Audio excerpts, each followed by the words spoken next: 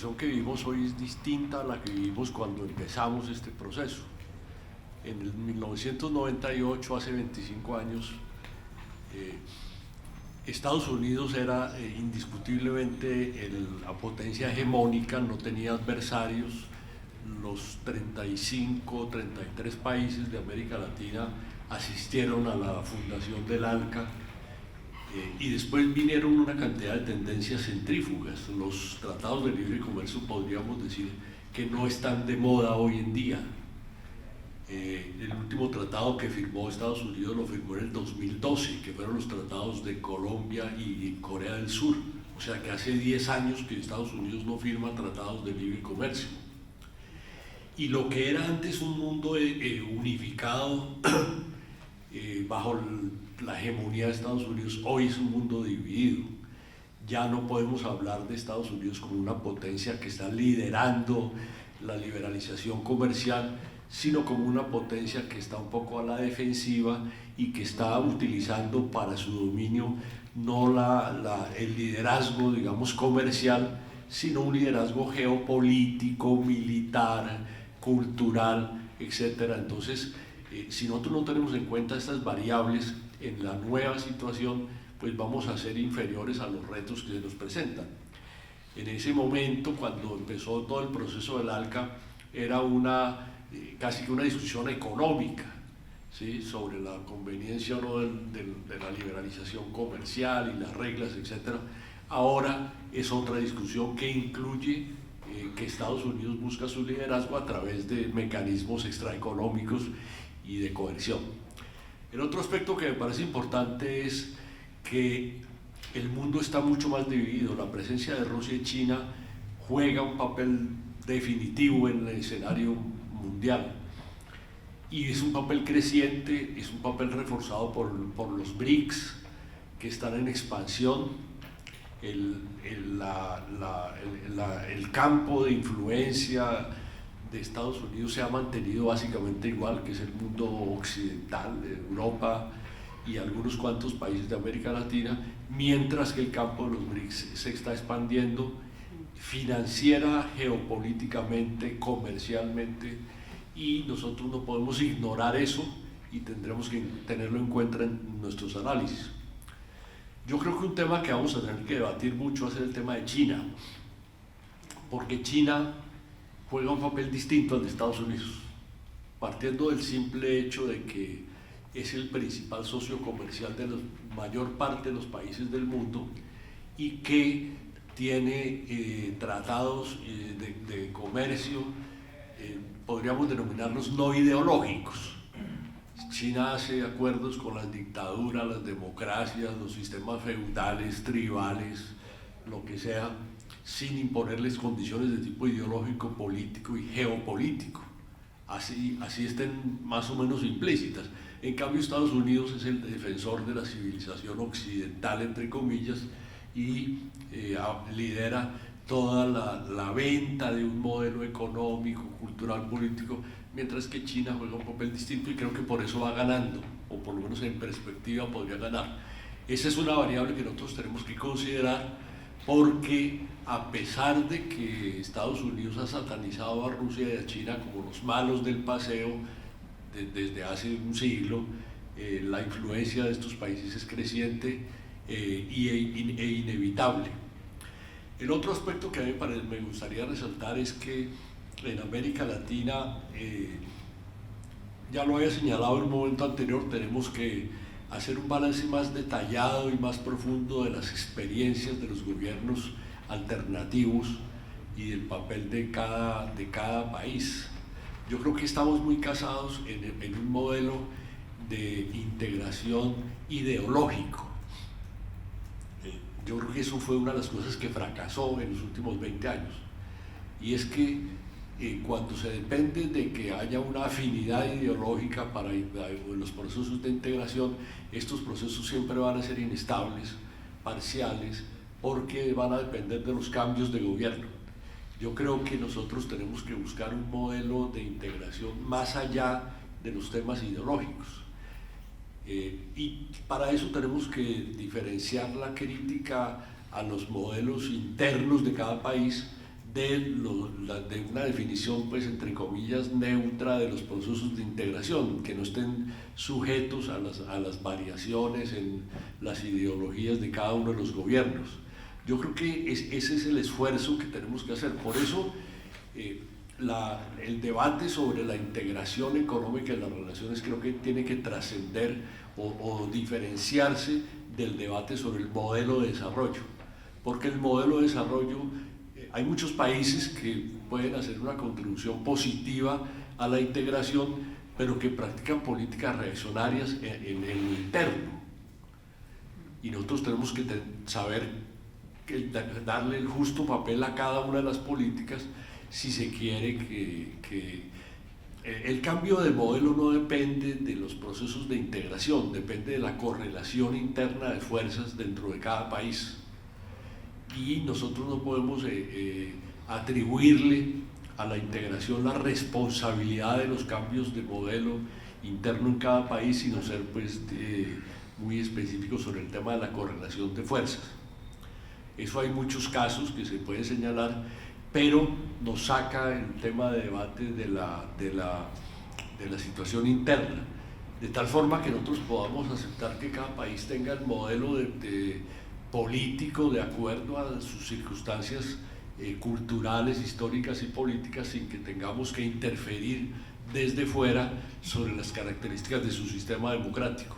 Creo que eso nos daría más autonomía y no implica legitimar ni al gobierno de Nicaragua ni al gobierno de Brasil, sino que tendríamos que tener un respeto a la autonomía y al proceso natural de cada país. Yo pienso que ese es un tema que hay que debatir, porque debería ser separado.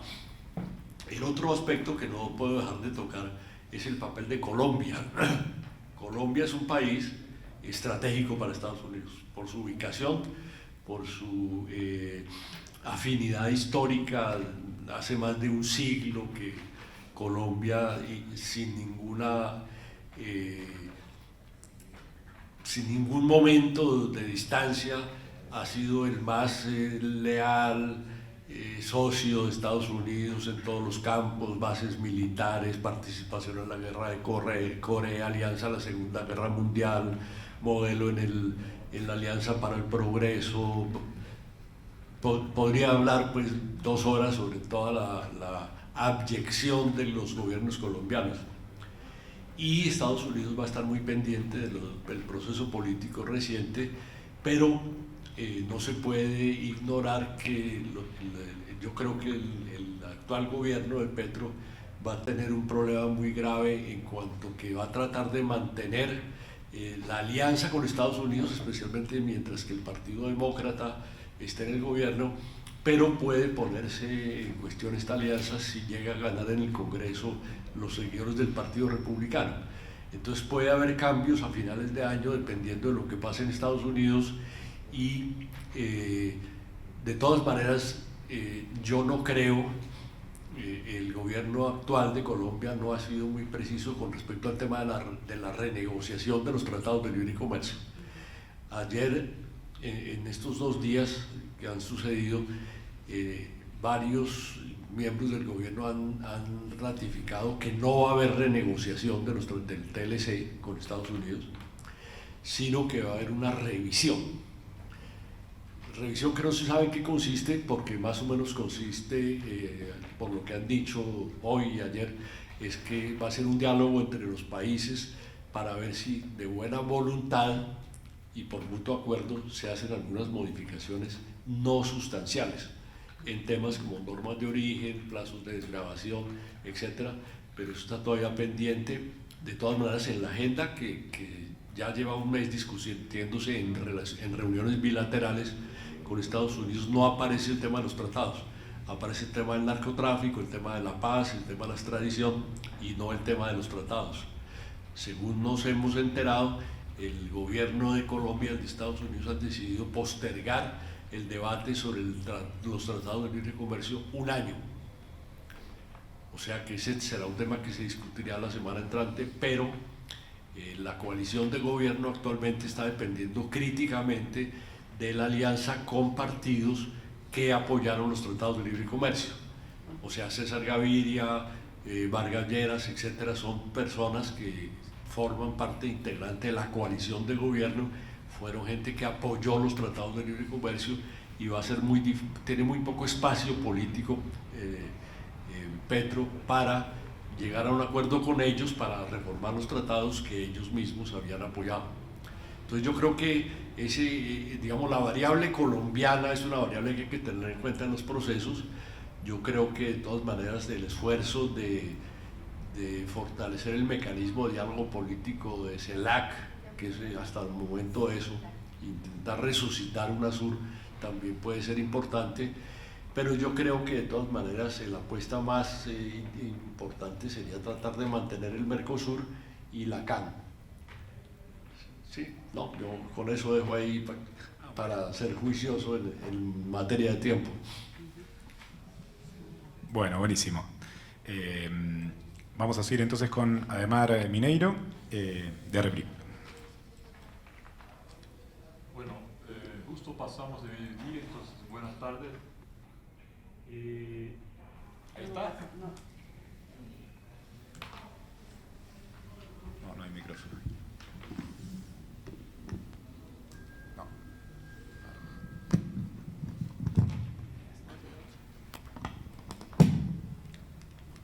Ahora sí. Ok. Bueno, justo pasamos de mediodía, entonces buenas tardes. Bueno, voy a arrancar un poco del panel anterior y un poco de algunas ideas de Enrique. Bueno, un tema que no fue hablado, pero está implícito en el panel anterior, es que en este momento lo que tenemos es una disminución del comercio de bienes a nivel internacional. O sea, cada vez más los acuerdos de comercio son acuerdos para hacer la regulación de temas de interés de los inversores internacionales, porque se está disminuyendo el comercio de bienes, ¿no? Entonces, la trayectoria de los... Y esto no es solamente el último año, eso es una tendencia desde la mitad de la década anterior. O sea, viene disminuyendo el comercio de bienes y esto con cambios importantes que están pasando en el tema de la producción y el tema geopolítico. O sea, hay una nueva ola tecnológica a nivel internacional que está reduciendo, acortando las cadenas de producción.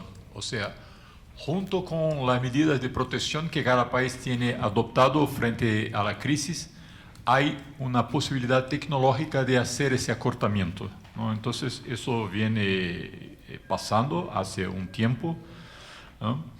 Eso se profundizó con la pandemia, eso se profundiza también con las presiones y los costos ambientales,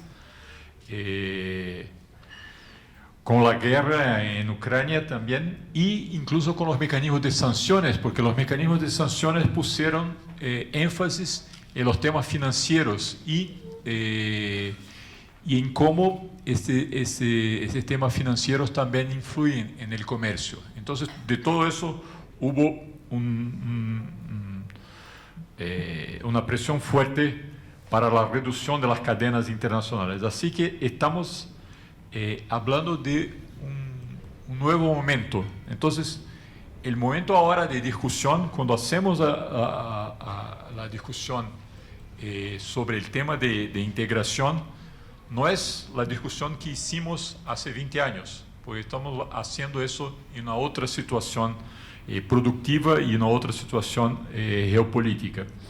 Así que no vale más la idea que tenía, por ejemplo, CEPAL de un regionalismo abierto, ¿no? Porque eso era una idea que el proceso de integración de los países latinoamericanos les ampliaba la capacidad de competir en el mundo con otros países. Bueno, eso no es el caso en este momento. Hay un cambio importante, entonces todo el tema del regionalismo abierto hay que hacerse una rediscusión de este tema. Entonces, cuando uno se mete a pensar sobre la idea de cadenas productivas regionales, hay que pensarla en esta nueva situación, ¿no?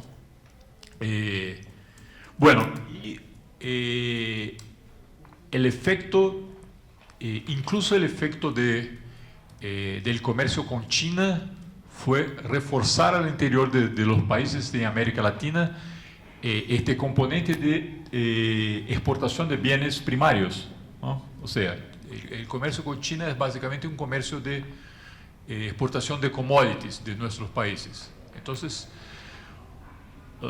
la producción regional es una producción en que los países de la región son competidores unos de los otros, o sea, exportan para afuera, ¿no? Entonces, y por los mecanismos de mercado no se va a cambiar eso, porque la tendencia internacional es, tanto de Europa cuanto de China, es que tomar los países de América Latina como países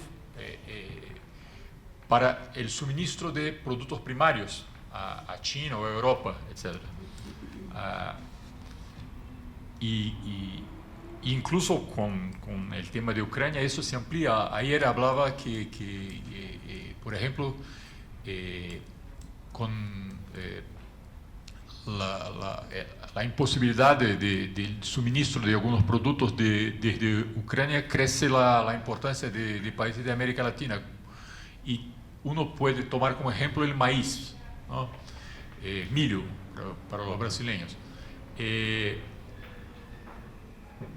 Ucrania era el principal fornecedor de maíz a Europa, y con menos de la mitad de la cantidad, Brasil es el segundo, después creo que Serbia, Bulgaria y después Argentina, ¿no? Bueno, ahí hay un espacio que va a ser ocupado por Brasil y Argentina, seguramente, pero eso va a reforzar la producción de maíz en estos países, ¿no? Ese es un problema, y además maíz para alimentación animal en Europa, porque de eso que se trata, ¿no? Entonces, la salida de Ucrania del mercado significa oportunidades para Brasil y Argentina profundizar el modelo agrícola exportador de granos, en el caso maíz, ¿no? Entonces, cuando uno piensa cómo hacer el tema de la integración ahora, hay que pensar que los mecanismos empresariales, los mecanismos de mercado no van a hacerlo, porque si uno piensa en los mecanismos de mercado, los países son competidores. Entonces, se necesita, bueno, además de una cultura de integración, porque hay que tener una cultura de integración regional, lo que no tenemos tampoco, ¿no? Creo que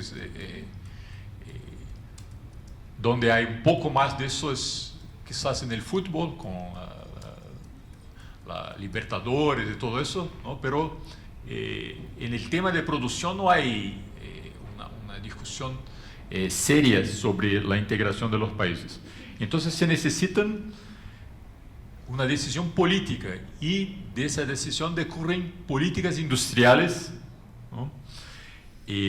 Políticas de producción común y políticas de infraestructura.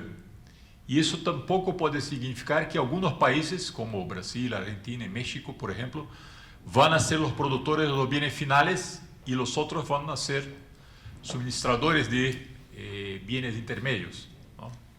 O sea, hay que haber una política negociada también de la configuración de una estructura productiva regional, ¿no? Y todo eso es muy complejo, o sea, incluye una negociación que tampoco es una negociación fácil, ¿no? Incluye la discusión de mecanismos de financiación, bien, ¿no? O sea, quizás en parte se pueda utilizar el nuevo Banco de Desarrollo, pero el Banco de los BRICS no es el instrumento ideal para hacerlo, y hay que retomar, por ejemplo, lo que discutimos un poco ayer, la discusión del Banco del Sur, porque es necesario tener un mecanismo de financiación para eso, para ese proceso, ¿no? Y finalmente un poco de la agenda de BRICS, ¿no? Porque yo creo que trabajar con la idea de BRICS ayuda un poco a diluir la idea de China, ¿no? O sea, no es una negociación directa con China, pero una negociación que pasa un poco por un grupo de países que son los BRICS, y ahí se diluye un poco el conflicto directo con China, porque va a haber una negociación con China sobre eso también, ¿no? Sobre eso hay una discusión, hay dos discusiones importantes. Una discusión es el tema de la ampliación de los BRICS. O sea, en este momento solamente Brasil está en el grupo, pero hay una discusión de entrada de otros países de la región, y bueno, tenemos que hacer esta discusión también como instituciones sociales y conectar esta discusión un poco con el proceso de integración, ¿no? Por eso creo que es un punto importante, ¿no? Y después una agenda de discusiones de los BRICS, que no puede ser solamente la agenda china del Belt and Road Project, del proyecto de cinturón y ruta, ¿no? Hay que pensar mucho más que esa discusión. Entonces, yo creo que conectar un poco la discusión de BRICS con la discusión de integración regional es importante, en parte para hacer esa discusión con China sin hacerlo directamente, y en parte porque creo que también el nuevo Banco de Desarrollo puede ser un mecanismo importante para la financiación del proceso de integración regional. Bueno, gracias. Bueno, muchas gracias, Ademar. Venimos muy bien con los tiempos. Por ahí, antes de darle la palabra a los siguientes expositores, puntualizar algunas claves de interpretación que nos dejan los dos expositores, esta idea de diferentes estilos de negociación con los países latinoamericanos, de Estados Unidos y de China, que nos mencionaba Enrique, esta idea de separar el proceso de integración de los modelos de desarrollo que cada país tiene individualmente, y bueno, después esto que nos agregaba Ademar de cómo la idea de regionalismo abierto ya, digamos, no aplica, ¿no? Que no es un sistema que sirve a los países latinoamericanos para integrarse al mundo. Y luego, bueno, pensar un poco cómo el comercio con China fortalece la primarización de nuestros países y la competencia entre sí. Y esto último que aportaba de cómo los BRICS pueden ser un escenario, un contexto donde se puede diluir un poco el poder de China. Ustedes estarán tomando sus propias notas, imagino que querrán luego debatir, así que les pido que me vayan indicando en la medida que van pensando que nos quieren comentar, así yo voy tomando lista y después vamos repartiendo la palabra. Ahora, bueno, le toca a Graciela de Rebric, tus 12 minutos. Sí, hola. Bueno, un poco difícil porque ya dijeron cosas muy importantes, ¿no? Entonces hay que seguir por ahí. Creo que ese debate que propone Enrique sobre superar lo ideológico es importante, pero a mí me parece muy difícil. Un gobierno como el de Bolsonaro, con seguridad, como era lo mismo con Uribe, no tiene ninguna intención de integración con los otros países en absoluto. Entonces, eso ya de por sí se hace muy complicado, muy cuesta arriba. Entonces yo creo que se puede tratar de separar en cierto sentido, y un poco se trató la otra vez, pero eso es medio inherente al proceso y me parece difícil de superarlo. Pero además también lo que me parece difícil en este momento para la integración regional, un poco señalando muchas de las cuestiones que menciona Ademar, creo también que tenemos una realidad, además de lo del regionalismo abierto y de la competición entre nosotros. La competición siempre la tuvimos, ¿no? En la primarización de de la producción. Pero creo que tenemos también realidades mucho más complejas y difíciles en los países de la región. A comenzar primero porque yo creo que hay una crisis profunda de las democracias. Esto no es menor. Yo creo que la dejamos siempre un poco para atrás la cuestión, pero hay una crisis que es muy grave desde el punto de vista de la posibilidad de convivencia, una cosa que ya vienen diciendo varios autores hace unos cuantos años, Robinson, en fin, varios, sobre la convivencia posible o no posible entre el neoliberalismo y el ultraneoliberalismo que estamos viviendo y la democracia. Estamos cada vez viendo más, lo que yo decía un poquito ayer rápidamente con Mónica, una cáscara vacía de democracias. Los gobiernos llegan y no pueden gobernar, no pueden poner en pauta sus programas de gobierno. En el caso de Argentina, por ejemplo, lo que le ha tocado con ese... Claro, independientemente de que podamos tener críticas o no a los gobiernos, pero ¿qué se puede hacer con ese Fondo Monetario Internacional en el cuello? Entonces, y un proceso que se hace durante esos gobiernos más liberales, neoliberales, de arraso de esos países también, como va a ser el caso de Brasil. Es un país que ha quedado desmontado, destruido en toda su estructura de legislación del Estado, legislación ambiental, legislación del trabajo, legislaciones, en fin, en el tema que ustedes quieran pensar, el Estado brasilero va a quedar destruido en lo que era de bienestar para la población. Y al mismo tiempo se viene construyendo un Estado ultraneoliberal, donde la seguridad, donde, en fin, aspectos de la militarización, de la educación, de todo el país, digamos, de todos los ámbitos, se viene profundizando, incluida también la financiarización, que eso lo podemos dejar como que dividido un poco, pero bueno, de todas maneras se ha seguido profundizando enormemente. El poder de los bancos en este momento es tremendo y ahora en este momento, por ejemplo, tenemos en Brasil un auxilio emergencial que se le va a dar a la población hasta el final de año, pero que ese auxilio le da derecho a la gente a endeudarse por 5 veces el valor del salario, o sea, exactamente el valor total de los meses. Entonces, un endeudamiento de la población terrible, 70% de las familias brasileñas están endeudadas, las mujeres son 77% son las mujeres. Entonces, bueno, una situación muy dramática. Esta realidad, que además, y yo vuelvo a insistir en un tema que se toca poco desde nuestros lados, todo el desmonte también de los estados desde el punto de vista del el esfuerzo que ha hecho la derecha por misianizar la política. O sea, digamos, de paramilitarizar la política. Que otro aspecto gravísimo de nuestros países en América Latina. Países totalmente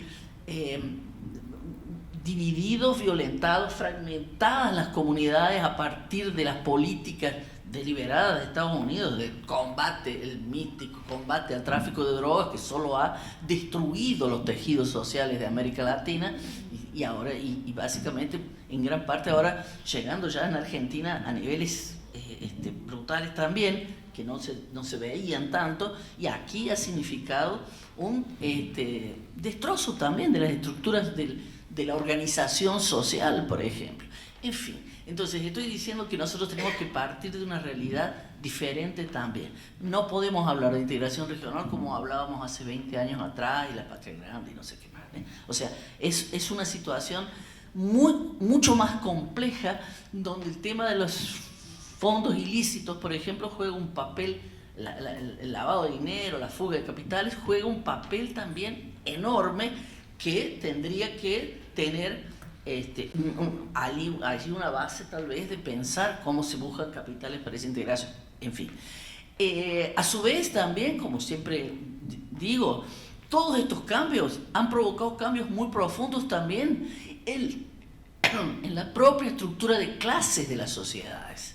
Nosotros ya no tenemos más burguesías nacionales o sectores del aparato empresarial, digamos, que esté dispuesto a armar procesos productivos diferentes que no sean los de profundizar el modelo productivo extractivista y el modelo bancario financiero, en fin, que no crea empleo, que no crea situaciones entonces, ¿con quién vamos a hacer este proceso? No. Ahora en la Federación de Empresas Industrial de San Pablo ha cambiado la dirección y se ve un poquito un atisbo de decir, bueno, tenemos que pensar en la industria, pero hacía años que no se escuchaba hablar en Brasil de la industria, que sea un país que se ha desindustrializado, de tener casi 30% del Producto Interno Bruto ligado a la industria, llega ahora a 9% destinado en el PIB ligado a la industria. Un proceso de desindustrialización brutal y una élite que está dispuesta, que está mucho más interesada en hacer parte o de las cadenas globales o de la financiarización global. Esto es lo que les interesa. Al mismo tiempo, desde el punto de vista de los sectores populares y sindicales que podrían empujar algún camino en este sentido, tenemos un proceso de informalización de la población brutal, de desorganización. Yo siempre me gusta decir ahí que justamente la izquierda no está viendo que el feminismo está ofreciendo, mostrando un sector de la informalidad, mujeres que vivimos en la informalidad desde siempre, porque siempre trabajamos gratuitamente en el trabajo doméstico invisible, pero organizado. Y no lo están viendo, lo ven como un problema de identidad. Bueno, ¿cómo hacemos que eso, en fin, se visibilice? Lo digo como un paréntesis de propaganda aquí. Pero bueno, nosotros tenemos ahí un problema también en qué estructura social le ponemos a ese proceso de integración. O sea, yo creo que eso va a estar extremadamente difícil.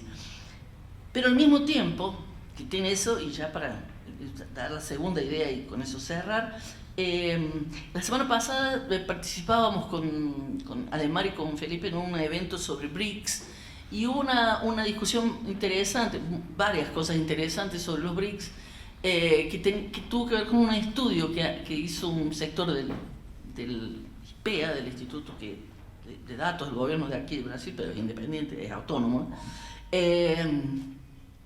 Ellos hicieron un trabajo sobre el crecimiento tecnológico de los países.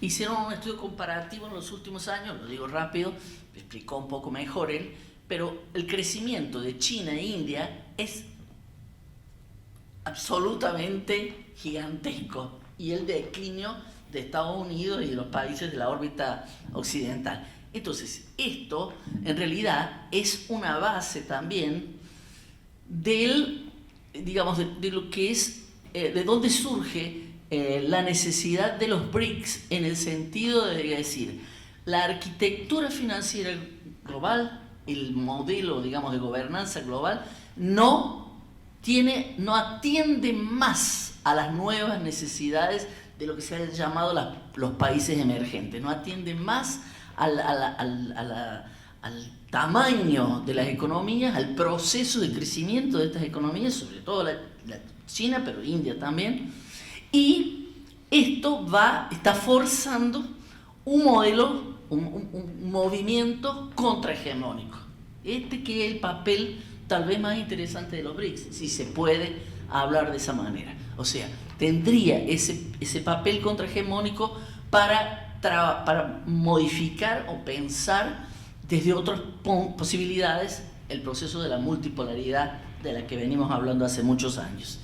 Esto me parece muy interesante y si bien yo creo, con eso no sé si ya estoy en tiempo, ¿no? ¿Está bien? Está bien. Y si bien yo creo que cuando se hizo en los pasados gobiernos llamados progresistas, no sé progreso cuál, pero en fin, se hizo todo el proceso de creación de UNASUR, de CELAC, etc., pero que de alguna manera fue insuficiente, como reconoció ayer la propia Mónica cuando hablaba desde el PT, ¿no? pero también no solo insuficiente, sino que de alguna manera se abandonó cuando estábamos ahícito nomás, como dicen los santiagueños en Argentina. Ahícito nomás, teníamos ya el Banco del Sur medio engatillado y se abandona desde una falsa, digamos así, polaridad entre la integración regional versus los BRICS. O sea, se pasa a darle mucha más énfasis, mucho más importancia a la participación en los BRICS y en el propio G20, lo que quedar en el ámbito regional. Esto fue una polémica grande en aquella época, ¿no? Y yo creo que en este momento, digamos, las propias situaciones difíciles de la integración regional aquí van a jugar en ese sentido también, y al mismo tiempo estas posibilidades que se abren en términos de trabajar Ahora o sí estamos articular el multilateralismo creo que pueden ser interesantes. Y creo que la guerra de Ucrania abre esas posibilidades también, a pesar de que es bien conflictivo el tema, pero creo que es un medio punto ahí que se tiene que pensar sobre la cuestión de la reaparición del multilateralismo. Gracias. Bueno, muchas gracias, Graciela. Ahí te pasaste unos segundos, pero como diste tan buen panel la otra vez, moderaste tan bien, te lo perdonamos. Bueno, el último expositor, antes de que abramos el debate, es Jorge Coronado Latindad, de Costa Rica. Tus 12 minutos. Gracias, Nacho. Yo te iba a pedir que, como estaban sobrando minutos, me hicieras un bono, pero bueno, Graciela se comió unos segunditos. A ver, me dijeron que teníamos que ser provocadores, y aunque Yuselio dice que yo no lo soy, voy a plantear 3 cosas para provocar, aparte de lo que ya han mencionado. Yo creo que en este tema de integración hay 3 pecados originales que tenemos sobre el tema. Bueno, obviamente el primer pecado original que padecemos como continente es haber sido definidos como el patio trasero del imperio. Eso nos marca a la hora de plantear el tema de integración. Nos marca mucho sobre cuando se habla de integración, y la historia nos lo demuestra, ¿verdad? Los procesos de integración dominantes han estado marcados por esta lógica imperial de que somos el patio trasero del imperio. Segundo pecado original para mí en este tema de la integración es que circunscribimos la integración al tema comercial. Y efectivamente el neoliberalismo avanzó en imponernos incluso que la lógica dominante de la integración comercial tenían que ser los tratados de libre comercio. Dos ejemplos. El gran debate en el Mercosur ha sido si se podían o no se podían firmar tratados de libre comercio.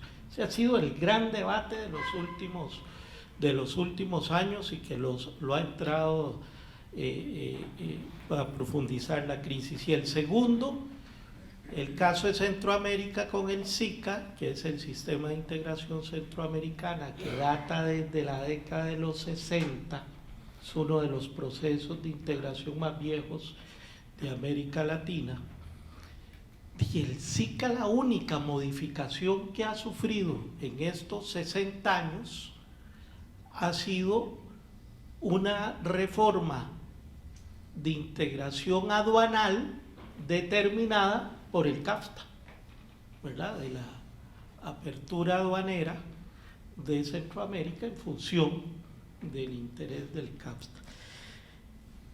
Y creo que en ese pecado original tenemos corresponsabilidad, porque nosotros cuando hablamos de integración seguimos abocados al tema comercial, que si nos reprimarizan, si no nos reprimarizan, si abrimos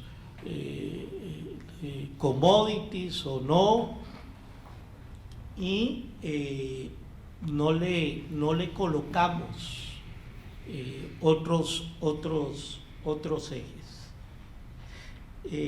El tercer pecado original yo lo sitúo en que las fuerzas progresistas y de izquierda en América Latina nunca le han puesto atención al tema de la integración, a pesar de que nosotros lo planteamos.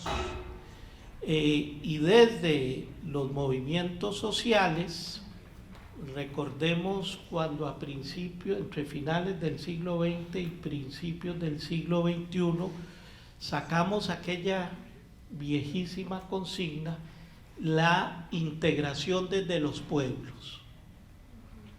Y cuando nos preguntábamos, bueno, ¿y eso qué es? ¿Cómo se mastica? ¿Cómo se come? Nunca supimos darle una respuesta a qué estábamos señalando cuando hablábamos de integración desde los pueblos. Era una consigna totalizadora, pero absolutamente vaciada de contenido. Y creo que eso es lo que demuestra que efectivamente el neoliberalismo nos metió en el terreno de ellos cuando hablamos de integración. Vuelvo con otro ejemplo. En Centroamérica, con los dos gobiernos de izquierda, el FMLN en El Salvador, el Frente Sandinista en Nicaragua, ¿sí?, en todos esos años nunca hubo ningún tipo de modificación del proceso de integración, ni siquiera para plantearse la participación de sociedad civil o de movimientos sociales. Y hoy Honduras, que está, digamos, el Partido Libre, si uno revisa el programa con el que ganó las elecciones en Honduras, el gran vacío es sobre el tema de la integración centroamericana. No le apuesta absolutamente nada. Creo que tenemos varios desafíos. Bueno, un problema ha sido el esfuerzo que se hizo en la primera oleada de gobiernos con lo de la CELAC, UNASUR, pero hoy CELAC, ¿qué es? Y no ha cambiado. Es única y exclusivamente un foro político, así está definido. No es un proceso de integración, es un foro político sin ninguna institucionalidad, que hace muy complicado efectivamente su articulación. Y me parece que tenemos un desafío además en este proceso de integración, porque cuando lo abordamos bien continentalmente, pero no abordamos los procesos subregionales de integración. No abordamos qué está pasando en el SICA, en el Mercosur. Bueno, hoy vimos, hace 2 días, vemos el relanzamiento con Petro de la CAN, ¿no? Y pareciera, uno dice, bueno, de pronto ahora hay unas corrientes izquierdas que quieren, o progresistas, que quieren convertir a la CAN en lo que fue la apuesta de UNASUR. ¿Será eso? ¿No será? ¿Qué vamos a debatir?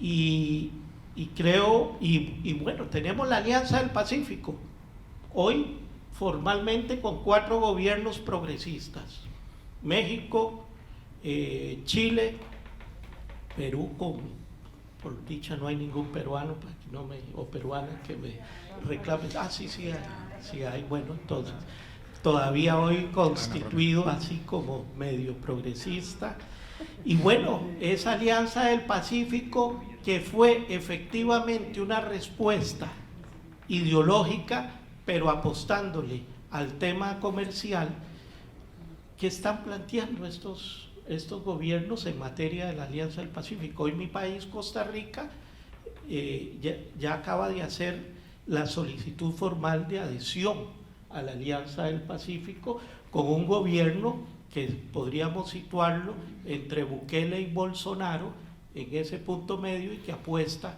a querer parecerse a ellos dos. Por último, y parafraseando a aquel viejo amigo sobre qué hacer, me parece que la urgencia es colocar desde los movimientos sociales una agenda temática al proceso de integración en América Latina. Y cuando digo una agenda temática, digo, bueno, en el ámbito comercial, que es lo que vamos a ponerle énfasis, en el ámbito de la fiscalidad, en el ámbito de la economía de los cuidados, por ejemplo, que hoy, de la protección social, de los derechos humanos, en fin, pongámosle contenido al tema de la integración y dejemos de verlo como una utopía de todos hermanos y hermanas, sino que efectivamente sean procesos que permitan mejorar la calidad de vida de los millones de latinoamericanos y latinoamericanas y hacer de nuestro continente, América Latina y el Caribe, un lugar mejor para el disfrute de la vida. Creo que ahí nos vivir sabroso, exactamente. Ahí nos coloca varios desafíos en términos del conecte de la integración, y creo que para nosotros y nosotras es fundamental avanzar en la crítica al proceso de la integración comercial con el formato de los tratados de libre comercio para plantear, bueno, frente a eso, desmontemos qué se trata de desmontar para poder garantizar efectivamente una integración distinta en la región. Bueno, eso es. Gracias. Bueno, muchas gracias, Jorge. Fuiste bastante provocador con eso de los pecados, porque me parece que intuyo que el público no es tan afecto a la religión, pero bueno, por ahí me equivoco. Bueno, vamos a abrir ahora el debate. Retomo algunas cosas simplemente como para contextualizar antes.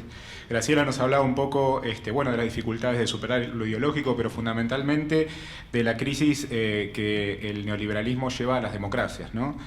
Un poco también decía cómo queda desactualizada la idea de patria grande, ¿no? Nos hablaba de la informalización del trabajo, de cómo las mujeres evidencian eso, el feminismo evidencia eso.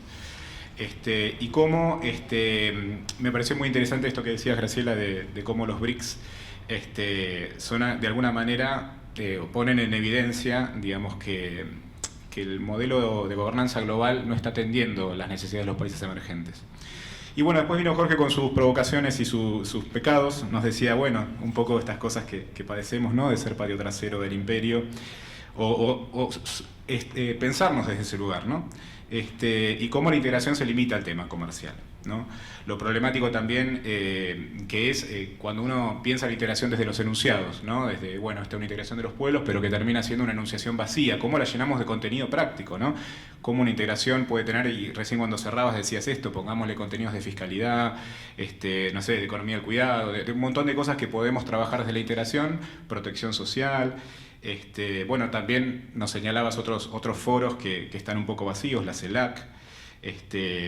Bueno, ¿qué incógnita genera esto de que Petro resucite la CAN, ¿no? La Comunidad Andina de Naciones?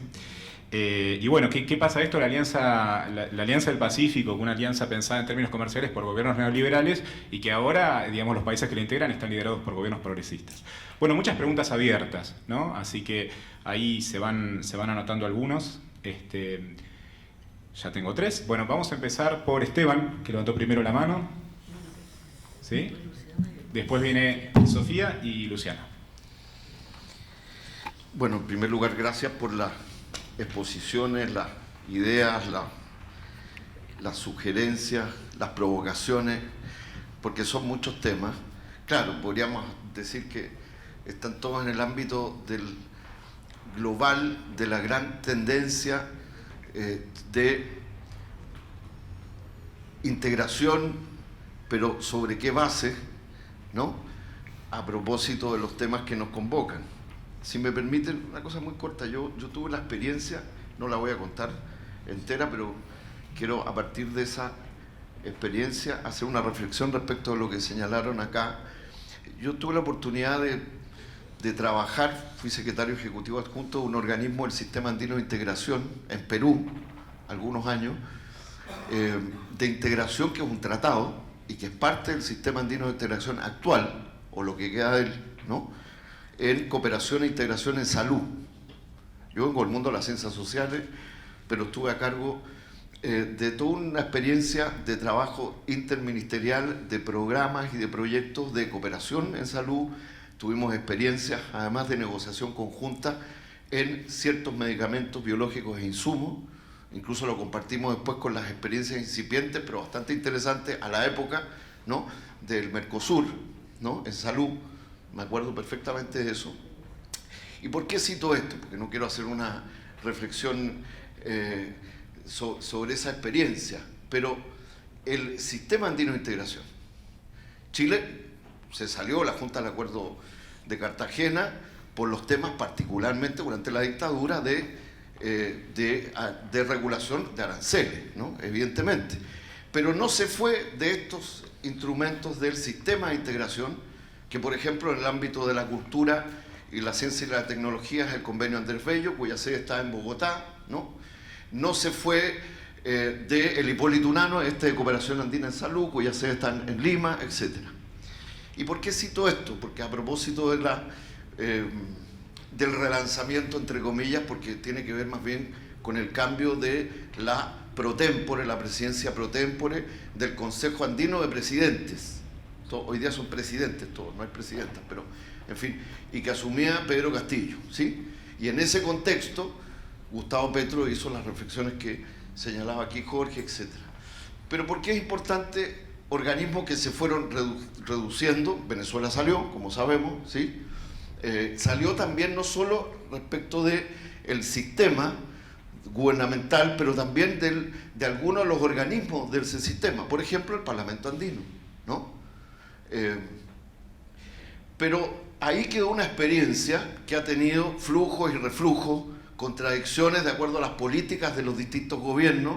Efectivamente, en eso Enrique tiene razón, pero yo creo que hay una cierta, entre comillas, ideología, no respecto porque por ejemplo en la experiencia nuestra, donde más avanzamos fue gracias a la presidencia pro tempore de Hugo Chávez, los organismos sociales, en términos de liberar ciertos recursos, vincular a la Corporación Andina de Fomento en una lógica también de la cooperación para la integración en materia social, etcétera, etcétera, etcétera. Bueno, pero esas estructuras que responden a un momento de una cierta ideología de la integración, donde los estados tenían más capacidad de regulación, también respecto a la economía, también respecto al intercambio, también respecto de la cooperación, sea militar, sea tecnológica, sea aún incipiente, descansaba en la idea de generar espacios de integración más autónomos respecto de los países del centro global. Ahora le llamamos centro global, ahora somos subglobal, en fin, ¿no? Pero ese tipo de experiencias se pueden rehabitar, ¿no? No solo por el cambio de las políticas públicas, de los signos de los gobiernos, ¿no?, sino que desde los pueblos también. Y creo que a eso responde lo que hoy día llamamos la diplomacia de los pueblos. Pero nos hemos pasado haciendo cumbres contra cumbres, no solo en el ámbito andino, en el ámbito latinoamericano y caribeño, siempre hacemos contracumbres.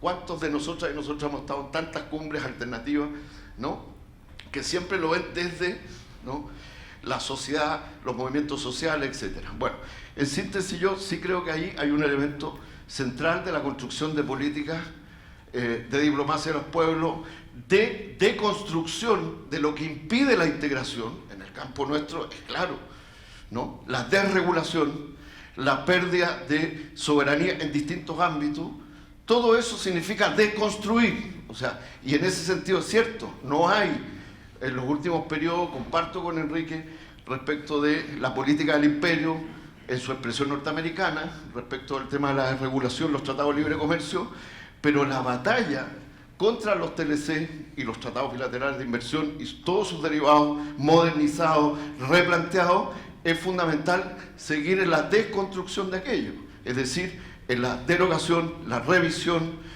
todo lo que implique recuperar soberanías y recuperar mecanismos de reingeniería social, política, esa es una primera tendencia. Y desde ese punto de vista me parece que eso es una batalla. Pero la otra, termino con eso, porque son muchos temas, ciertamente son los elementos de estrategia y de propuesta de alternativa, pero que también tienen que considerar los espacios institucionales paraestatales, por más debilitados que estén. En ese sentido hay que rehabilitar en la reflexión e interlocutar desde lo que somos, nosotras y nosotros como movimiento, como América Latina Mejor Sin TLC, respecto de estos organismos más decrépitos, más disminuidos, etcétera, y al mismo tiempo, ¿no?, la capacidad de interlocutar como fuerza con confluencia social y popular regionales en sí mismas. Es decir, América Latina Mejor Sin TLC, junto con otras organizaciones de trabajadoras, de movimientos sociales, campesinos, fuerzas políticas, progresistas, no sé qué, tenemos que volver a replantear el tema de las estrategias de alternativa a partir de la lucha por la deconstrucción o la revisión o la derogación, que sigue siendo una tarea urgente y que requiere además esto que hoy día en la mañana vimos, ¿no?, que es develar lo que hay detrás, que ese es otro problema gigantesco, es que vemos una cosa y hay otra detrás. Y creo que esa es otra de las grandes tareas fundamentales que tenemos que acometer sobre estos temas. Gracias. Bueno, muchas gracias, Esteban. Ahí tengo 3 personas más que pidieron la palabra. Si les parece, tomamos todas las consultas y luego por ahí los panelistas pueden ir respondiendo algo. Por ahí sigue en el orden, Sofi, ¿sí? Hola, ahí está. No, bueno, yo un poco quería traer una reflexión acompañando el regionalismo en otra clave y tratando de entender qué otras agendas se pueden introducir más allá de la agenda comercial.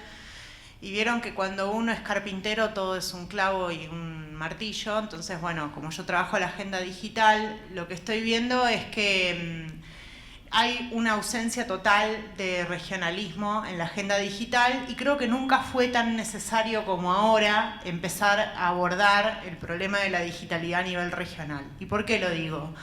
Porque evidentemente el poder de los estados está cada vez más debilitado, ¿no? O sea, vemos las noticias falsas, el escándalo de Cambridge Analytica, vemos cómo esto afecta a nuestras democracias, más allá de los efectos que tiene en la economía, que ya los hemos planteado en otros paneles.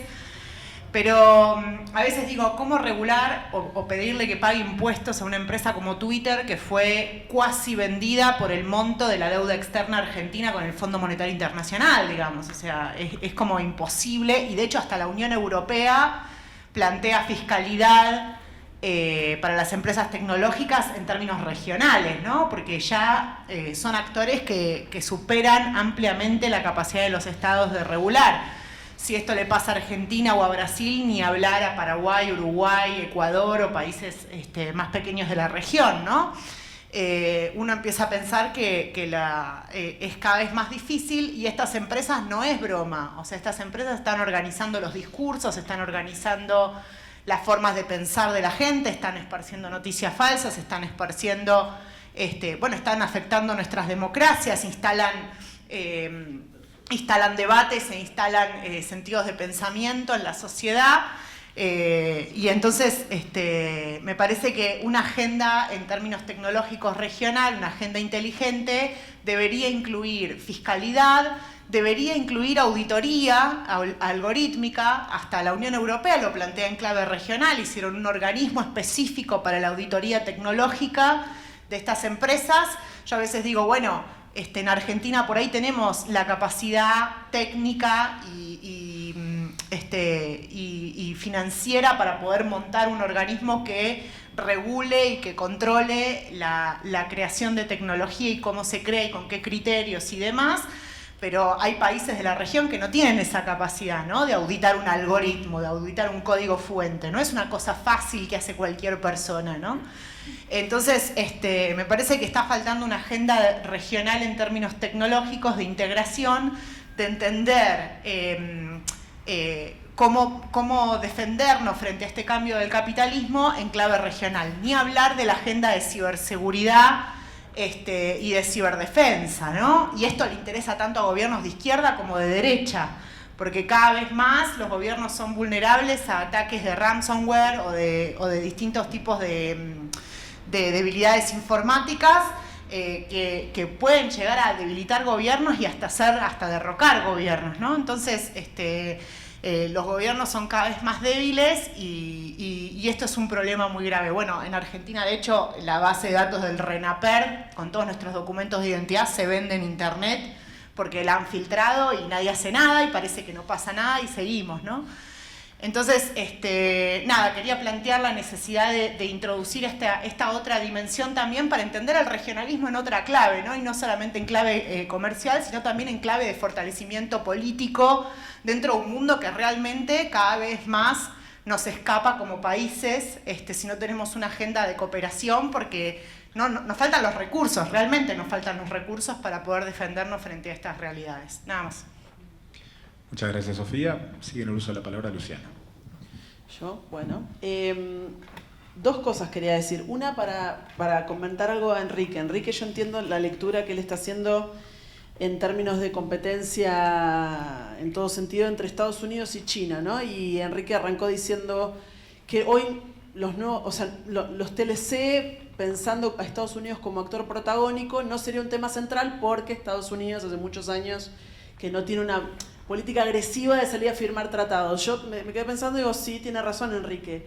Pero algo interesante para pensar y que sí tiene implicancias para América Latina es que justamente frente a esa competencia entre Estados Unidos y China, donde efectivamente Estados Unidos no salió a firmar a lo loco más tratados, sí la Unión Europea salió a firmar tratados a lo loco. Entonces ahí sí tiene implicancias para nosotros porque la Unión Europea hoy es el actor más activo en política comercial, en negociación de tratados de libre comercio, y además tiene tratados comerciales con 41 países del mundo. O sea, es el actor que justamente frente a la lucha interimperialista, como quieran ponerle de nombre, entre Estados Unidos y China, la Unión Europea sale a buscar una porción de mercado para sus propias empresas, entre comillas, ¿no? Eso tiene implicancias en la región, porque no solamente tenemos el famoso acuerdo con el Mercosur, todavía no vigente y todavía ni siquiera firmado. Tenemos ya los acuerdos con el sector andino, con Chile hace 20 años, pero con Chile y México, que también hace 20 años, en renegociación.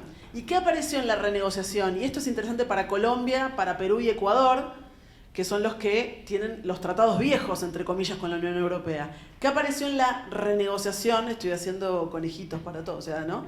En la modernización, renegociación que la Unión Europea impuso a México y a Chile. Aparecen los capítulos que la Unión Europea le sirven, o sea, los nuevos capítulos que son de energía y materias primas, que en dos palabras es el acceso garantizado para las empresas europeas al litio chileno y al litio mexicano también. Y los metales asociados a las baterías para automóviles híbridos y automóviles eléctricos, que son bauxita, cobalto, níquel, varios, ¿no? No solo el litio, sino que es una cantidad. Y la Unión Europea lo dice de manera directa, necesitamos acceso a esos materiales que son estratégicos para el desarrollo y la transición energética. Entonces, también hay que tener en cuenta que, por más de que no esté Estados Unidos, hay una estrategia, entre comillas, imperial, o colonial también de la Unión Europea, que hoy sí tiene una incidencia directa sobre América Latina. Y el otro elemento que quería traer es algo que justamente Ademar dijo, ¿no? La centralidad de la competencia entre los estados. Nuestros estados compiten. Ayer cuando discutíamos con Mónica Valente, sí, yo creo que mi comentario se entendió mal. Yo no estaba tratando de ver qué tiene América Latina para ofrecerle al mundo, para ver qué le vendemos al mundo. En términos del capitalismo hoy, América Latina no tiene nada más que ofrecerle al mundo salvo los commodities. Entonces es un problema porque yo coincido, me parece muy importante lo que plantea Esteban, que planteó Sofía, digamos, en términos de la integración política, pero hay un problema real que es, en términos económicos, es muy complicado porque los estados capitalistas compiten entre sí. Entonces van a competir. A ver, sabemos que Ecuador entró al acuerdo, Correa entró al acuerdo con la Unión Europea, a pesar de que el propio movimiento social hizo cantidad de manifestaciones en contra de que Ecuador entrara al acuerdo con la Unión Europea. ¿Por qué? Porque Colombia vende lo mismo, vende bananas, flores, vende lo mismo, y la Unión Europea le dijo, si no entras al acuerdo, Correa, acá ustedes quedan afuera del sistema general de preferencias. Entonces hizo cuentas y dijo, bueno, entramos, y qué sé yo, y que se arreglen después, a ver qué pasa. Porque no hay otra explicación en términos ideológicos, no tenemos forma de decir, Correa es un traidor, se vendió. Es que es una cuestión de que, qué es lo que tiene el Ecuador para venderle al mundo, bueno, en este caso a la Unión Europea. Lo mismo que tu competidor, que es el Estado de al lado. Entonces, ¿cómo podés generar, entre comillas, ideológicamente, sinergias cuando tu propia estructura productiva es igual al país que tenés al lado? El Mercosur, Unión Europea, está clarísimo también. Argentina y Brasil tienen prácticamente en términos de carne lo mismo para vender. Brasil tiene además puerco y gallinas, ¿no? O sea, y pollo. Pero en términos de carne de vaca, por ejemplo, es lo mismo. O sea, competís en jugo de naranja, competís en azúcar, competís en minerales. Perú y Chile compiten en minerales, algunos tienen más de uno, menos del otro. Pero la centralidad de la competencia es algo que nosotros tenemos que tener en cuenta porque quita un elemento que es esto que ayer se mencionaba como formas de comprenderlo, de comprender la integración basada en un voluntarismo, un politicismo que la estructura económica hace que sea un poco más complicado, ¿no? Después, bueno, se pueden buscar esos mecanismos más diplomáticos, como decía Esteban, de la diplomacia, la integración diplomática también, ¿no? Pero eso es otro elemento que cambia con los gobiernos. Bueno, muchas gracias, Luciana. Seguía en orden de pedido de la palabra, Joselio. Mira, pedimos a Pedro que investigara a possibilidade, lo que ocorreu com as compras de medicina ao nível de Unasur durante um determinado período pelos ministros de saúde, que se hacía compras conjugadas entre vários países para medicina, por exemplo, como uma experiência muito positiva. Creio que nos falta um pouco este tipo de iniciativa de, por exemplo, o tema da vacuna, de ter um espaço comum de compra da vacuna. Estamos tentando construir, junto com a Latindá, com a Rede de Justiça Fiscal, um espaço tributário comum aos governos de América Latina, pelo menos, como tem a África hoje, que não temos em América Latina, de forma que há iniciativas que impulsionam a integração regional, que não são tão complexas e que podíamos também buscar construir. Por exemplo, o tema do imposto corporativo em discussão em OCDE 20, onde se podia buscar construir uma opinião comum para a América do Sul, quizá para a América Latina e Caribe. Caribe um pouco mais difícil pelo tema de los paraísos, pero de toda maneira há um espaço de construção de políticas comuns que me parece poderíamos inverter. Queria a opinião de vocês, se isso é viável, porque toda vez que falamos de CELAC, de Mercosur, há tantas críticas de que não lo ha hecho, não ha funcionado, pero alguns espaços de construção de políticas em comum quizás seria bastante viável. Que pensam vocês? E especificamente para Ademar, quando estivemos vendo os préstimos do Banco Interamericano de Desenvolvimento e os condicionantes em termos de políticas públicas, nos deparamos com uma situação onde o Banco de Desenvolvimento de Brasil circulava muitíssimo mais dinheiro que o próprio Banco Interamericano de Desenvolvimento na região. Então, não seria possível analisar este tipo de coisa com préstimos do BID se não teníamos também em conta os préstimos do Banco Nacional de Desenvolvimento de Brasil. Como está isto agora? Se tem noção de que isto sigue forte em termos de possibilidade, por supuesto, hoje com toda uma política totalmente diferente dos últimos desgovernos de Brasil, de Temer e de Bolsonaro, mas como está hoje este tema de Banco de Desenvolvimento e como que isto pode ser manejado también a nivel de una plataforma como esta de la nuestra, de América Latina. Ademar, ¿querés responder ahora o seguimos? ¿Tenemos? Bueno, tomamos la consulta y después contesta Ademar. Sigue en el pedido de la palabra Pedro. Gracias.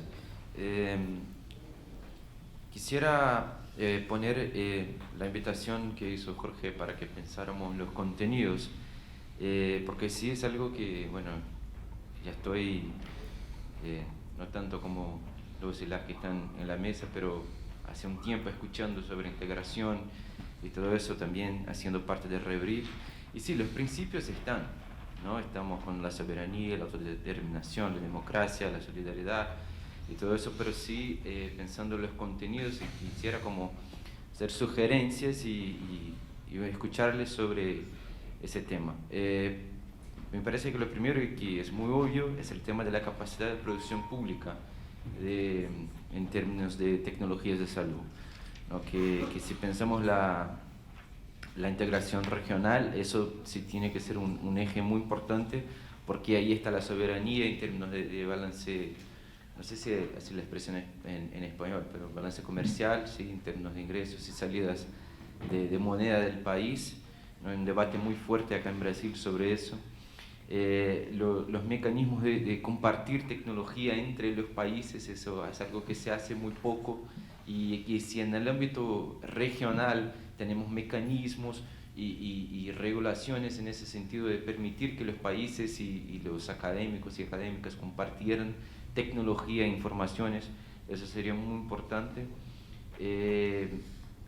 Y también el tema que planteaba José, el tema de la negociación conjunta de precios, ¿no? Porque ahí me parece que hay un tema de solidaridad fundamental de los países que tienen un mercado más grande y los países que tienen un mercado más pequeño.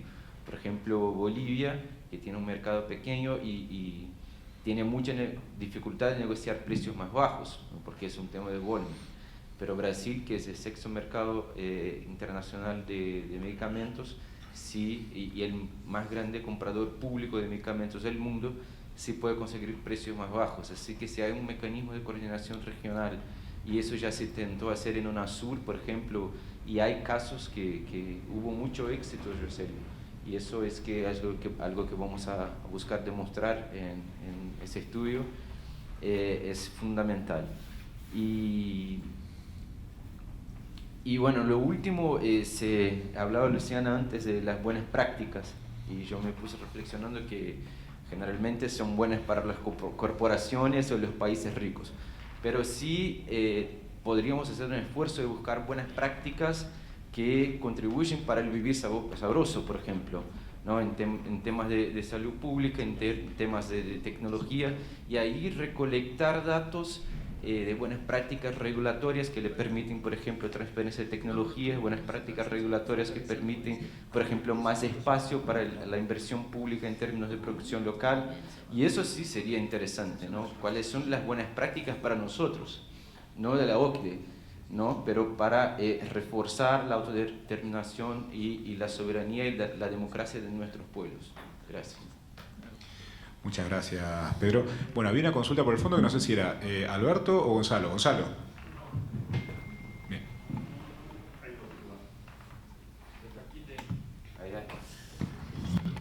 Hola, sí, muy interesante este debate, realmente. Yo creo que el primer punto es entender que el escenario puede cambiar en un mes, 2 meses, para la región, y que así como en otro momento el Brasil fue uno de los tractores, digamos, de muchos de estos procesos, además de Chávez, ¿no? Eso lo sabemos bien. Yo creo que hay una voluntad de retomar, no retomar, hay que ver cómo se retoma, pero que hay una voluntad y que eso puede cambiar. Yo recientemente leí un artículo de una argentina que decía, no, nadie quiere la integración y todos tienen muchos problemas en sus países, entonces va a ser difícil. No es muy diferente de lo que fue cuando Lula llegó al gobierno. ¿Ustedes se acuerdan? Nosotros los argentinos sabemos, Cavallo tiró el Mercosur allá abajo, y después lo levantamos. O sea, primer punto ese. Después, el segundo punto es que si consideramos que ese escenario es un escenario que puede resultar, hay una cuestión que es la siguiente. Toda esa gente, entre ellos nosotros, que hicimos los procesos de integración y que invertimos, yo no estoy de acuerdo con vos, Jorge, nosotros invertimos muchísimo en los procesos de integración, Hicimos cumbre del Mercosur, hicimos cumbre de la UNASUR, fuimos para acá, seguíamos el IRSA y ¿cómo se llama? ¿Cómo se llama? El de infraestructura. Seguíamos todos esos procesos los seguíamos y con propuestas los seguíamos. Siempre me acuerdo de la famosa reunión que tuvimos con Pablo Solón, que era el encargado del grupo, no sé si tú te acuerdas, era el encargado de los grupos de pensar el borrador del tratado de lo que después sería la UNASUR. Nos reunimos en Quito con él y le dijimos, bueno, mirá, me parece que vos tenés que tener en cuenta la participación, no sé qué, no sé cuánto, y él, que era un compañero, lo tuvo en cuenta eso. Ahí salió la ciudadanía de la UNASUR, salieron un montón de otras cosas, ¿no? Y después peleamos un montón para ver qué formato tenía esa interacción. O sea, que no, digamos, le podemos haber errado, nos podemos haber equivocado, pero que hicimos un esfuerzo. Y todos entendíamos que era un buen momento y hicimos un esfuerzo. Y los gobiernos también hicieron un esfuerzo. Y yo creo que ahí le erraron. Entonces, y ellos lo saben. Acá hace un mes y medio, 2, tuvimos una conversación con gente de Itamaraty, con gente de nuestra y con Amorín. Amorín, para que ustedes se den una idea, es el consejero, el consultor, el consejero de Lula para cuestiones de política internacional. Y Amorín dice eso, o sea, primero que aprendimos con los errores. Aprendimos, o sea, sabemos que hay cosas que no podemos hacer, o que tuvimos mucha ambición, que tuvimos poca ambición, que las cadenas productivas no se integran así tan fácilmente, etcétera, etcétera. Pero hay un aprendizaje, y hay un aprendizaje que tiene que ver con una autocrítica y con un reconocimiento de que la situación es distinta. Pero ellos siguen teniendo la siguiente tesis. Los brasileños que pueden ser el gobierno, ellos dicen, sigue siendo real la tesis de que nosotros todos juntos tenemos que negociar o vamos a estar en una mejor situación relativa para negociar en el mundo. Y sigue siendo cierto que los chinos tienen un proyecto, los europeos tienen un proyecto, y yo recomiendo que lean un artículo que salió en Anuso, donde expone al desnudo la estrategia de la Unión Europea. Y es esa que, ¿quién dijo aquí? Que quiere comprarnos la materia prima y el litio. Lula lo dijo. Es eso, o sea, algunos ven eso como una gran oportunidad. No es una gran oportunidad, nada. Somos objeto del proyecto de los otros, de vuelta. Los norteamericanos tienen su proyecto, y entonces todos tienen su proyecto y nosotros tenemos nuestro proyecto.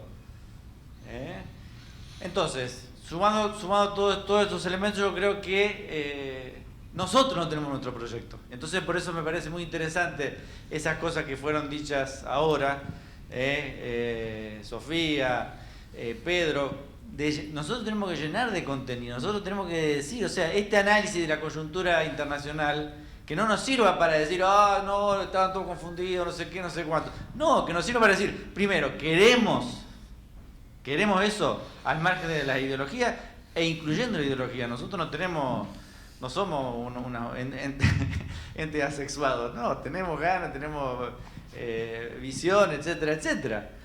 O sea, lo que quiero decir con esto es que la cuestión de la ideología es realmente, bueno, nosotros tenemos lado. Y entonces, en ese contexto, ¿qué son las cosas que nosotros tenemos que proponer? ¿Qué son? Por ejemplo, va un tema, la participación, que siempre de nosotros demandamos participación y transparencia y qué sé yo cuánto. Yo les voy a decir, yo después de todos esos procesos que tuvimos por ahí, yo creo que tenemos una idea mejor de cómo organizar la participación social. Que es mucho más simple de la que nosotros pensamos, pero que tenemos una idea, tenemos cosas para proponer en ese sentido. Y yo creo que en ese sentido tenemos cosas para proponer en varias de las cosas que dijeron aquí, que son de otra realidad. Pero me parece que lo que hay que hacer es decir, bueno, ¿nos interesa o no? Yo creo que sí nos debe interesar. Y en ese sentido, invertir en producir cosas. No necesitamos tener una propuesta total, ¿no?, de integración de los pueblos, integración regional, pero si hay alguna idea para algunos sectores y creemos que esa es la política, ¿viste?, tenemos que hacer algo. Muchas gracias, Gonzalo. Bueno, si les parece, nos quedan todavía 20 minutos para el almuerzo, así que podemos volver acá al panel y los panelistas hacer una última intervención. Alberto, vos tenías, perdón, porque pensé que había levantado la mano, ¿vos también? Sí. Entonces, Alberto, mis disculpas. Porque creo que hemos... es muy complejo el proceso de integración, ¿no? Dice que te vas a tomar los 20 minutos. No, yo creo que no. no. Que acá, Joselio asegura que en 3 lo resolves. No, en 3. Es muy complejo el proceso de integración, pero hay parte del proceso de integración que son más factibles y que hay que empezar por ahí. Yo creo que cuando pensamos aquel documento de la integración desde los pueblos, estamos pensando también en la integración económica con una bronca muy seria que ya pasó en la Unión Soviética.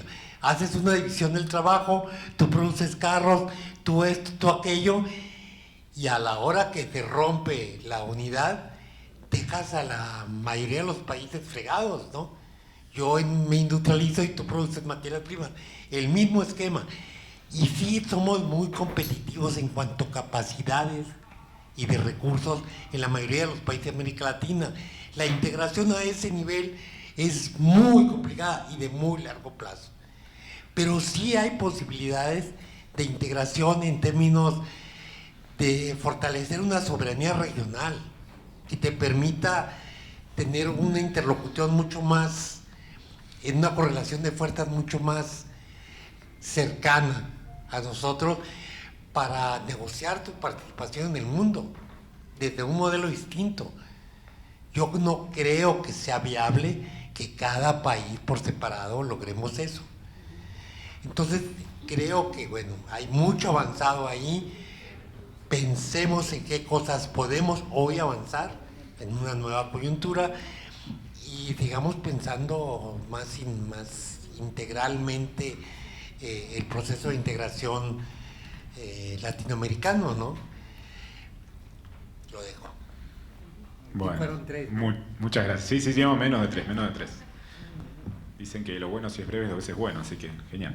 Bueno, vamos a volver entonces al panel y les pediría así 4 o 5 minutos máximo cada uno. Volvemos a tomar el orden de la palabra si les parece. ¿Sí?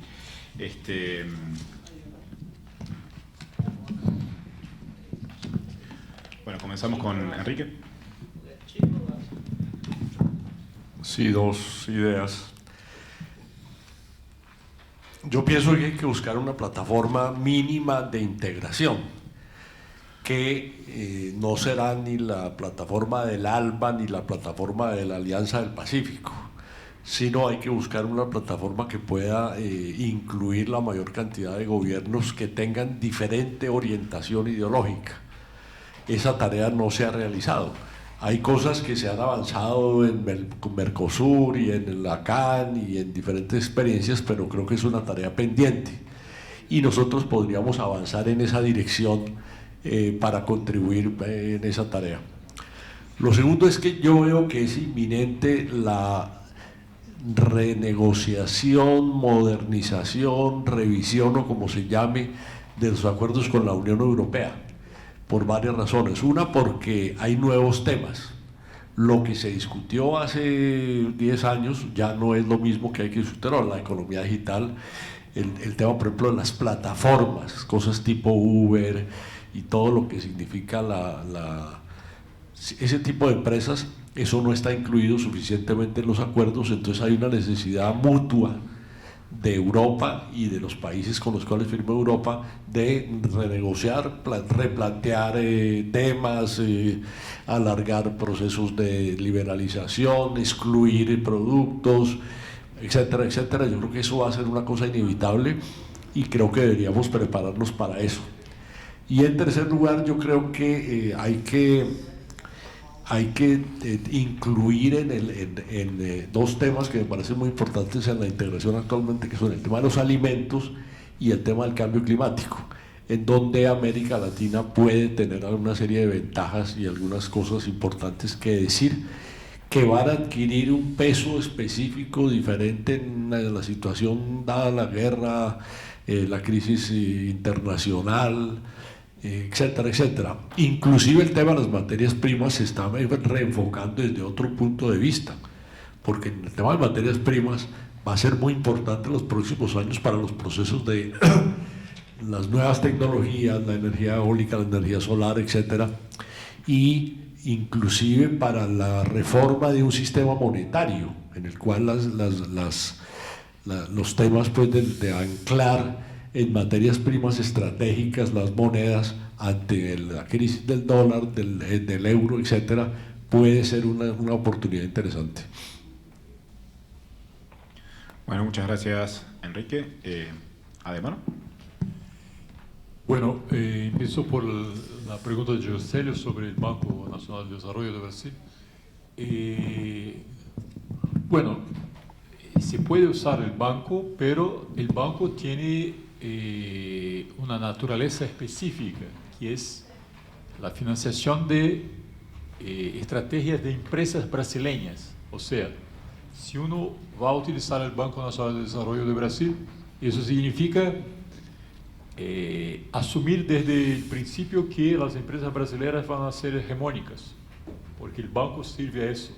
Por eso hay que construir un nuevo mecanismo de financiación regional, bueno, y que no sea multilateral como es el BID, ¿no? O sea, que hay otros intereses que están mucho afuera de la región, ¿no? Entonces, por eso creo que es, si se quiere utilizar el Banco Nacional de Desarrollo, que cambia conforme el interés de los gobiernos. Entonces, en los últimos años está sirviendo a los procesos de privatización acá en Brasil, como se vio en el gobierno de Collor. O sea, es un banco público que sigue la estrategia del gobierno que está en el momento, ¿no? Entonces, con Bolsonaro, ¿para qué sirve el Banco Nacional de Desarrollo? Para hacer los procesos de venta de acciones de empresas públicas brasileñas. Eso es básicamente lo que está haciendo, ¿no? ¿Puede cambiar eso? Puede, pero eso se hizo en el gobierno de Lula y en el gobierno de Dilma. Pero en la naturaleza del Banco Nacional de Desarrollo está el apoyo a las empresas brasileñas, o sea, contratos de empresas brasileñas, ventas de servicios de empresas brasileñas. Entonces, si no se cambia la naturaleza del banco, va a servir como eso. Entonces, va a reafirmar la hegemonía de las empresas de Brasil. Entonces, hay que, en mi opinión, es más fácil hacer un otro mecanismo de financiación que cambiar la naturaleza del banco. Y además hay todo el staff del banco, todo lo que piensa. Y bueno, el BNDES, además de actuar, es un centro de formulación de pensamiento, ¿no? Entonces, de pensamiento sobre el tema de desarrollo. Entonces, él lo piensa a partir de Brasil. Bueno, sobre el tema de la integración, yo creo que hay que pensar esa nueva situación internacional, y el tema de la integración tiene que ser una decisión política, ¿no? O sea, y si se toma esa decisión política, bueno, el primer punto es que va a confrontar los mecanismos de los tratados de libre comercio que tenemos, porque hay, por ejemplo, que utilizar el mecanismo de compras públicas para hacer política de desarrollo. Bueno, ¿cómo haces si está atado por los tratados de comercio? ¿Cómo se va a hacer de desarrollo tecnológico si está atado por mecanismos de tratados de comercio? Entonces, hay que mirar eso, pero así como los tratados de comercio te sacan soberanía, los acuerdos de integración también te sacan soberanía. O sea, hay que pensar en una soberanía regional más que el tema de la soberanía nacional. Entonces hay que tener eso en consideración. Yo creo que ese es un proceso de largo plazo, ¿no? Pero hay que tomar la decisión y hay que establecer un cronograma para hacerlo. O sea, por dónde se empieza, qué son los objetivos, cómo se va a caminar con eso. tener una agenda de discusiones, y en esta agenda de discusiones uno de los temas es el rol de las organizaciones sociales, o sea, cómo participamos de ese proceso, porque para tener la legitimidad del proceso es importante también tener la participación de las organizaciones sociales en ese proceso, ¿no? Entonces, ¿cómo hacemos eso, ¿no? Y eso tampoco está claro, porque tenemos mucha experiencia que nos dan pistas, pero también que algunas son poco efectivas, ¿no? Entonces hay que revisar la experiencia que tuvimos y pensar cómo hacerlo para frente. Pero yo creo que el más importante es tener una decisión política. Bueno, ese es el camino, y ahí vamos construyendo una agenda. Los temas tecnológicos van a estar adentro de eso, los temas... Bueno, ¿qué nos impide hacer una integración entre los sistemas universitarios de la región? No hay nada que nos impida de hacer eso, pero no lo hicimos, ¿no? Bueno, yo estoy en un proyecto de posgrado que es binacional entre Brasil y... Bueno, el binacional está en el nombre del posgrado. No hay integración entre las dos universidades, la de Brasil y bueno, y eso es, en la concepción está como un programa binacional, ¿no? Bueno, me imagino cómo hacerlo con muchos países, con muchas universidades. Bueno, todo es muy complicado, pero el primer punto es tener una decisión política y a partir de esa decisión política tener una agenda de discusiones para caminar y objetivos claros para los tiempos que tenemos y tomando en consideración que estamos en un mundo que está cambiando muy rápido y que tiene nuevos actores importantes con los cuales tenemos que negociar. Muchas gracias, Ademar. Bueno, Graciela.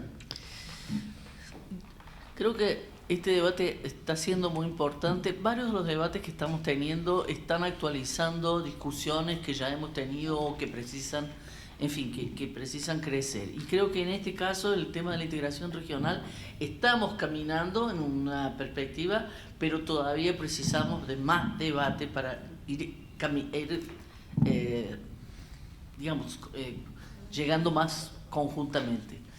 Porque primero, yo pienso que, por ejemplo, el tema de la agenda económica, separarlo y ponerlo afuera del tema de la agenda social, política, ambiental, etcétera, etcétera, es muy difícil. Claro que lo podemos hacer como sociedad civil organizada, pero es como decía Ademar ahora, si vos decís tenemos decisión política de integración, eso te cuestiona necesariamente los tratados de libre comercio, te cuestiona el tema del modelo productivo, te cuestiona el tema de la desindustrialización y la perspectiva de reindustrialización, si hay alguna perspectiva de industrialización 4.0 con perspectiva ambiental, etcétera, etcétera. O sea, hay cosas que vienen juntas, que hay que tomarlas sumadas.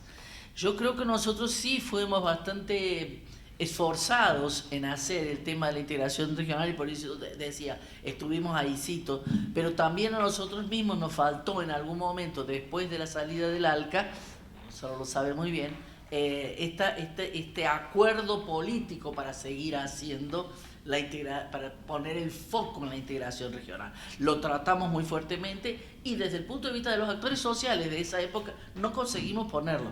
Entonces por eso yo digo que hay que pensarlo muy bien, hay que tener una decisión política, hay que profundizar el debate para que eso no nos ocurra nuevamente, porque si no también trabajamos y morimos en la playa. Entonces creo que hay que seguir llevando adelante esta discusión, este tema, y me parece que sí hay temas que lo que señalaba Jorge, lo que dijo Esteban, la diplomacia de los pueblos, tenemos muchas cosas pero también necesitamos hacer el balance de lo que fue positivo también.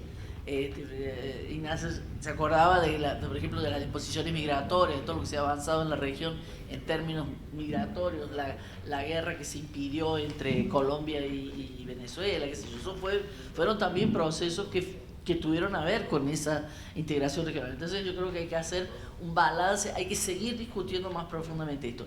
Y solo agregaría que me parece que eso también no es separable, divisible o se pueden tratar como temas separados con el tema de los BRICS y la integración sur-sur. Yo creo que en este momento en donde hay una situación geopolítica internacional que nos pone en confrontación con una batalla, una guerra comercial y no tan comercial, digamos, por la hegemonía del mundo, no es posible que nosotros no busquemos, no estemos también pensando cómo estos dos procesos no se hacen contradictorios, como en algún momento se nos hicieron, y podemos pensar cómo seguimos en ambos escenarios. Y sobre todo en un momento como otros países que están entrando en los BRICS de la región, Argentina, México posiblemente, entonces esto nos tiene que también significar un desafío y trabajarlo medio conjuntamente. Yo creo que es fundamental para la región, pero al mismo tiempo sé que es muy difícil. Entonces creo que tenemos que ponernos una agenda de profundización de estos temas. Bueno, muchas gracias, Graciela. Estamos bien con el tiempo. Tenemos ahí banco de minutos que vos pedías, un minuto de más. Pero bueno, si lo querés usar o si algún compañero o compañera quiere hacer una consulta. Yo creo que hay que reafirmar que el tema de la integración tiene que ser un tema prioritario en las agendas nuestras. Y efectivamente, de las experiencias pasadas estamos recogiendo mucho de esas experiencias pasadas.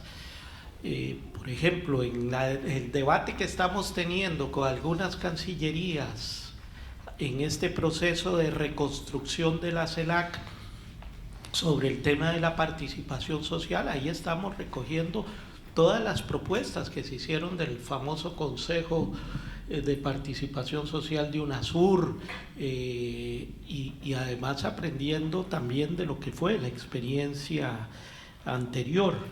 Yo creo que sí tenemos tal vez que profundizar en que no hemos dimensionado las consecuencias de estas décadas de neoliberalismo que desmantelaron lo público. Y nuestros estados los desmantelaron. Y si no hay estado, no hay integración. Se volvió lo privado el eje central y efectivamente después de los 70, donde estas experiencias, después en materia de integración habían procesos distintos o complementarios a lo comercial, donde lo comercial siempre era lo prioritario, pero efectivamente luego el neoliberalismo nos marcó y que el paradigma era tratados de libre comercio y solo de eso hay que preocuparse. Vean qué interesante, la Alianza del Pacífico, que efectivamente tenía un componente muy ideologizado, que se planteó frente a la CELAC, pero el eje central de la Alianza del Pacífico era China, en la prioridad, abrir el mercado con Asia. Y bueno, no necesariamente eso es hoy, en el contexto actual geopolítico, algo que nosotros debamos de decirle no. Podríamos incluso retrotraer otro debate sobre el tema de la Alianza del Pacífico en este nuevo contexto y qué tenemos que plantear. Me parece que esta agenda temática o esta plataforma mínima de la integración que deberíamos apostarle hoy, ¿verdad? ¿Cuáles son los ejes? Yo creo que aquí se han planteado varios temas, producción pública, tecnologías, negociación conjunta de precios, soberanía regional. Bueno, nos van poniendo una nueva agenda que puede dotarnos de un mejor escenario que en el que tuvimos en todo ese proceso de las cumbres de los pueblos, que efectivamente ahí hubo una riqueza, tal vez no de propuestas muy acabadas, pero sí una gran riqueza de la articulación política. Y creo que pasa también un debate que no lo hemos colocado, es que tenemos que volver a discutir la rearticulación política del movimiento social en el continente. Después de la desaparición de la Alianza Social Continental, nos quedamos sin procesos de rearticulación, cada quien desde su nicho. Los sindicalistas por un lado, los ambientalistas por otro, movimiento feminista en otra dirección, y hoy efectivamente hay que volver a posicionar estos espacios de rearticulación de los movimientos sociales que nos permitan traer estos debates a la agenda. Así que me parece interesantísimo este panel que complementa lo que veníamos hablando sobre tratados de libre comercio y reafirma que cuando hablamos de TLCs no estamos hablando solo del ámbito comercial, ¿verdad? El tema de los TLCs nos permite una multiplicidad de enfoques y de agendas en este tema de la integración. Bueno, muchas gracias, Jorge. Llegamos al final de este panel de integración. Si no hay más intervenciones, estamos ya justos con el tiempo. Es la hora del almuerzo, así que les pido un aplauso para los interventores.